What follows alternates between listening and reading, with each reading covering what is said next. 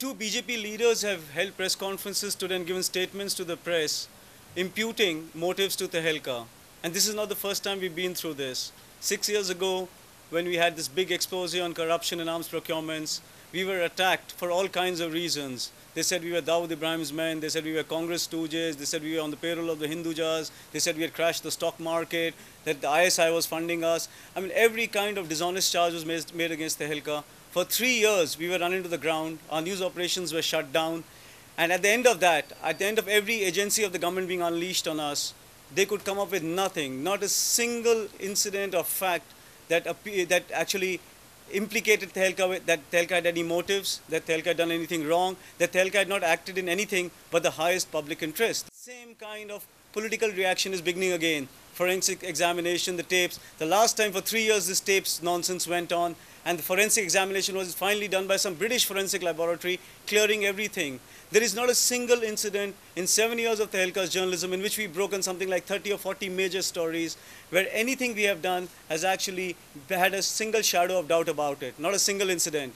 So it's extremely distressing that when such an important story, I mean, this is the story, this is so important, it's about the story of more than 2,500 people being killed. It says the truth of Gujarat in the words of the men who did it. This is not us making allegations. These are people who hacked, raped, killed, burnt innocent people, telling you about how they did it.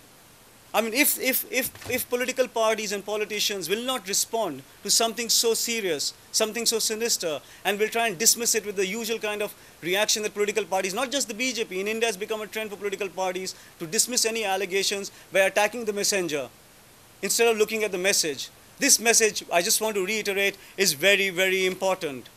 The very idea of India lies at the heart of this message, and to ignore it would be a great danger. We are all right, we have suffered this, we were shut down for 3.5 years, we came back, we have done these stories, but we today think that we need to stand up and speak because the message is very, very important. Forget the messenger. And we cannot go. Now, for example, they imputed motives about the fact that why does Tehelka never do anti-Congress stories? The truth is, if anybody follows Tehelka's weekly journalism, you will see that we have relentlessly broken a series of major stories against the Congress. The Jessica Lal story, in which Manu Sharma's father, Vinod Sharma, had to resign, was a Tehelka story. It's because of our story that he had to resign. The Satish Sharma story about the petroleum scam, in which Satish Sharma had to resign. The 1984 riots, Tehelka has done 3 covers in the last 3 years exposing the collusion in the 1984 riots with the establishment of the rioters and the establishment, about how people like Tejpal and Bhagat have used the establishment to try and escape. We have done these stories, 3 cover stories. The Dera Sacha Sauda expose was a Tehelka expose, when everybody was saying that the Babaji of Dera Sacha Sauda was actually connected to the Congress. We exposed that. Now, this business of constantly attacking the messenger really has to stop. By now, Tehelka has established a very, very fine record, internationally acknowledged, by the way, of doing public interest stories. We do it every week.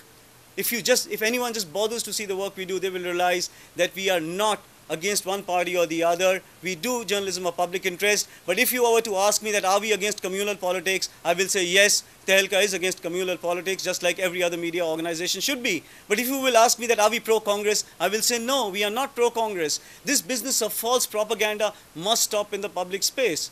I think the leaders of the BJP would have covered themselves in some glory if they had just come in front and just said, yes, these are serious evidence that has come to our notice.